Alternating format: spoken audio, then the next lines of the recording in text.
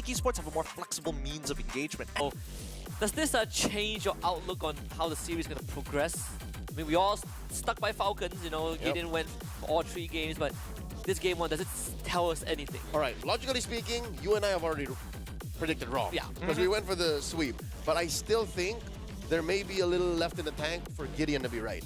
Because this was such a spicy draft. It was a spicy draft. I think there's a lot to learn from it. I think that Team Falcons definitely can take a couple of pointers about, hey guys, well, what are we really doing here, right? We don't usually make these kind of mistakes. We knew that they were going for the Khalid in the roam position. We shouldn't be like losing our battle spells pre-level 4. So I think that Team Falcons probably going to switch sides. Maybe, actually, do they want to switch sides or do they want to stick on to it? I feel like they can still stick on blue. Maybe the change of blue 2 and 3 could be the play. Blue 2 and 3 with the right follow-through. Maybe stick to something cleaner like an actual utility or assassin jungler. So that, you know, if you are going to power spike on the Marco, the rest of the team know what to do. It's a better ramp-up instead of... I don't know, man. Maybe I just don't understand the meta as is with the Lucas. I just don't like it. I think you sort of like pick your poison, right? You don't try to cover all your bases and then you end up with... Nothing. Nothing. It's like a weak hand. We can. Should we though? I think that as of right now, yes, Team Falcons is going to be the big question mark, which is kind of surprising to say the least after game number 1. But I think that I'm very happy to see the way that onic Esports is playing. I want to see whether or not their playbook is going to be looking the same of, hey, early pressure, hit you in the ankles, flick you in the nuts, and then go for the chin, right? Are they really going to hit you in so many key points before they go for the knockout punch, or can they play the ultra late stages of the game? And if they walk away with a sweep, again, match point for onic Esports here, they restomp the groin. That's scary. I would rather that Falcons put themselves in a position wherein we get the question of, can they make it? Did onic Esports initially come out of the gates with their pedal to the metal and then somewhere in the middle stop? They're just like, yeah, no, we went too fast, bro. All right, let's slow down. And then they went too slow. Well, I think a lot of it is because they kind of put all their resources in this big combo of Jawhead into the Aurora, right? And then into one of their cores. And into one of their cores, because their cores need time to scale. Like, okay, let's play off of Lutpi. What's he really gonna do, right? Oh no.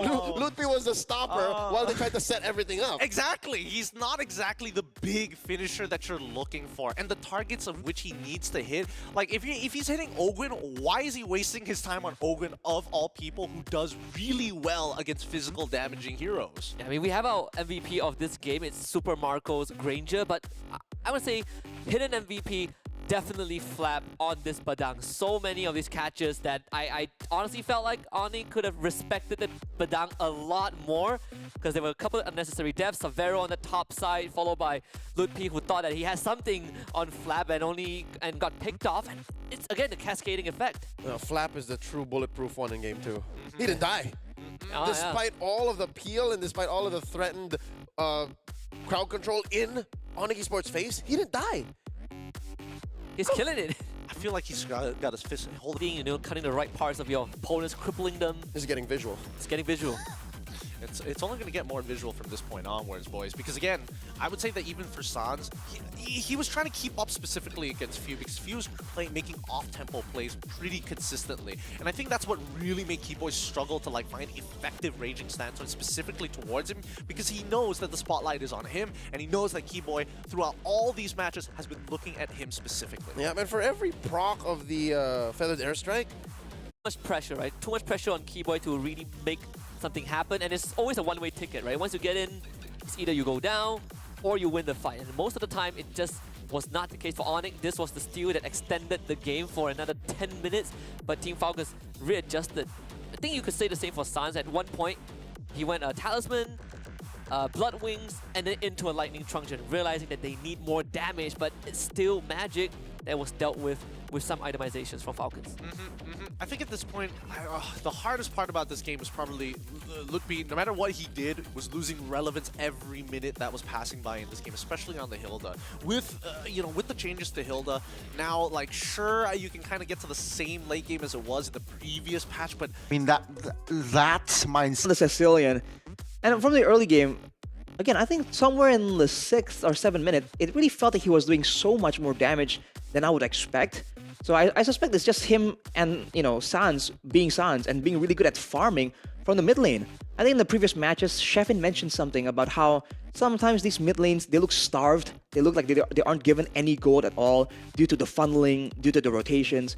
But it seems like right now, the mid lanes that can kind of effectively roam, but still maintain a healthy level of farm and items, they're really excelling right now.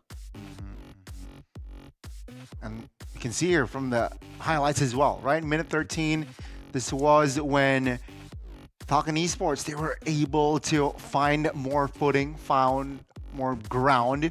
But onic Esports, they just do what? Yeah, rinse and repeat. You got a Moskov, you just split, and this was the defense from onic Esports. I mean, we did discuss, right, that the drafting for Falcon would be a lot more trickier in terms of execution compared to onic, right? Again, Benny, despite dealing so much damage, you can even see it at this point of the game. It's really difficult for him to weave in, weave out of these team fights because of the lack of range. How do you suppose to deny the damage that onic can actually output on you with that kind of positioning? It's really difficult.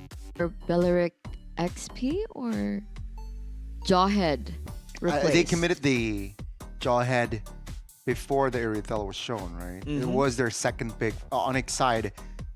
So I guess Belleric, but then again, the CC makes sense as well. I think it's just an outplay, drafting-wise, from the side of Falcon Esports. What do you think, Arashi? So I would prefer Kyrie to be on something else, right? If it's an assassin, it's an assassin. If it's a fighter, I wouldn't mind that either, but probably not something that's aggressive like a Martis. Because the way I'm looking at their draft right now is that they have a Granger, they have a Yve, and it seems like even in the game, they were trying to go with this poke strategy. But then their frontliners is a Jawhead and a Martis, right? And a CC. So none of them are particularly sustainable. And the core the core idea of a poke composition is that you trade damage, but then you come out on top. But for the most part, you actually see that during the short trades, onic Esports weren't really winning out in the sustained battle either, right? So I feel like maybe a bit more sustain from somewhere would have helped their cause a lot more. But we're looking at the highlights of Benny right here, and pay attention to him, man. There's just so much in between him and onic. He can pick and choose when he wants to go. And here, I guess that he kind of forced out a desperate play from onic to try and find him. But in the end, unless he really makes a big mistake, this is the nature of the heroes. And looking So, yeah, we're going to take a look at the highlights now for what Severo was able to accomplish. But again, right, I think onic, for the most part, in these particular team fights, they had their grip down and they were able to learn so quickly. And I think that's one of the main highlights to onic. Absolutely, man. They tried several approaches before Keyboy figured out, okay, let's just jump on the Mathilda, right? No Mathilda, no guiding wind, no shielding for 5 members at the same time. We can do this. And then even there, Falcon were able to actually adjust, right? They baited Keyboy. I think we're going to see it soon here, hopefully. But see, Mathilda keeps getting picked off. That happened 2 or 3 times at most. By the 4th time, when Keyboy went for the same play again, it got completely denied. And afterwards, though, onic still found a way to kind of figure out, fine, if that plan can't work out, we can also adapt. So it really becomes a back and forth from both teams. And that is where I think it's the fun part of Mobile Legends. Because otherwise, one team finds a solution and it's over. But here's 2 teams kind of throwing problems and equations at each other. And that's where we, as an audience, gets a treat. This was the final push. And yeah, Severo and friends were able to just clinch